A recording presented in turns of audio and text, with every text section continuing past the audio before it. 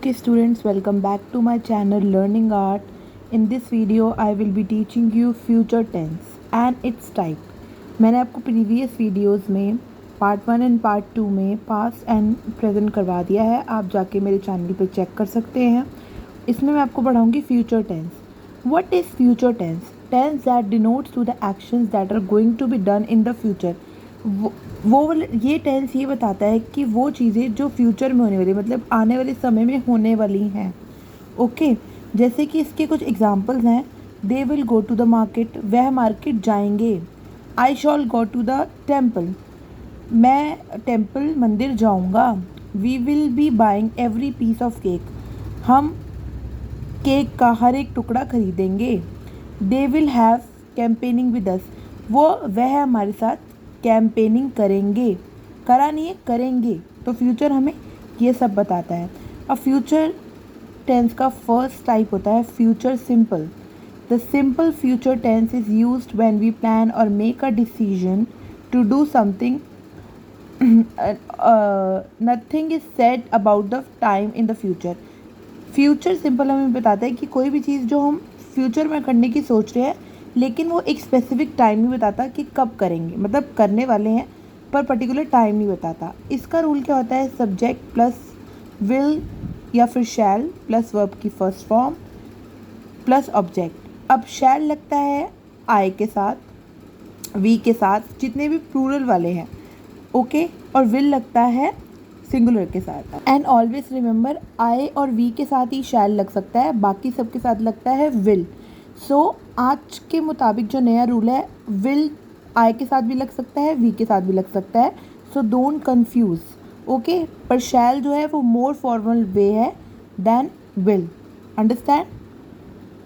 अब हम इसके कुछ एग्जांपल्स देखेंगे। आई शैल डू होमवर्क, मैं होमवर्क करूँगी, लेकिन ये नहीं बता रखा कब करूँगी, बस ये बता रखा फ्यूचर में मैं होमवर्क करूँगी। They will play the game, I shall or will wait for you.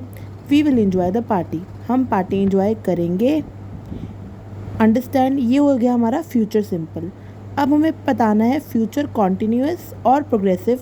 हम कॉन्टिन्यूस टेंसेस को प्रोग्रेसिव भी बोलते हैं। So and future perfect. सबसे पहले हम पढ़ेंगे future continuous. It refers to the tense describes an continuous action that is happening sometime in the future.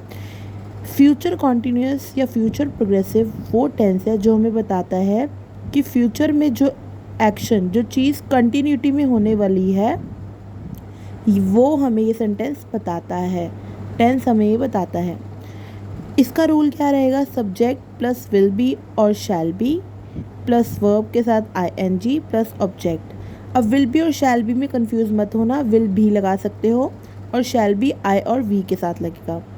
I will be taking grammar class next Saturday, मैं अगले Saturday grammar class लेने वाली हूँ, मतलब मैं आने वाले सैटरडे फ्यूचर में लेने वाली हूँ, कंटिन्यूटी में लेने वाली हूँ, इसलिए आई विल बी टेकिंग आ गया। I shall be taking you to the market tomorrow, मैं तुम्हारे को कल मार्केट लेके जाने वाली हूँ। They will be holding meeting soon, वह जल्दी ही मीटिंग करने वाले हैं। अंडरस्टैंड? तो जो वो फ्यूचर में कंटिन्यूटी में करने वाले हैं उसको हम फ्यूचर कॉन्टिन्यूस और प्रोग्रेसिव कहते हैं। नेक्स्ट है हमारा फ्यूचर परफेक्ट। अब जो चीज़ फ्यूचर में होने वाली है और परफेक्टली डन होने वाली है, it refers to the action that will have been completed some point in the future. ये वो एक्शन को बताता है कि फ्यूचर में जो चीज़ कहीं ना कहीं पॉइंट पे होने वाली है, मतलब आपको वो पॉइंट मेंशन यहाँ पर करके दे रखा है। इसका रूल क्या रहेगा? इसका रूल ये है कि subject plus will have plus verb की third form plus object. I will have read 2 chapters of this book by evening, मैं शाम तक इस बुक के 2 चैप्टर्स पढ़ चुकी होंगी, मतलब आपको टाइम भी बता रखा है कि कब तक मैं पढ़ चुकी होंगी। तो जो चीज़ परफेक्टली फ्यूचर में डन होने वाली हो उसको हम कहते हैं future perfect. Rohan will have eaten his dinner, Rohan अपना डिनर खा चुका होगा। अगर आपसे कोई पूछता है कि कल 9 बजे रोहन क्या कर रहा होगा, तो आप बोलोगे Rohan will have eaten his dinner, वह अपना खाना या डिनर खा चुका होगा। नेक्स्ट है I shall have done my homework by 5 PM। मैं 5 बजे तक अपना होमवर्क कर चुकी होंगी।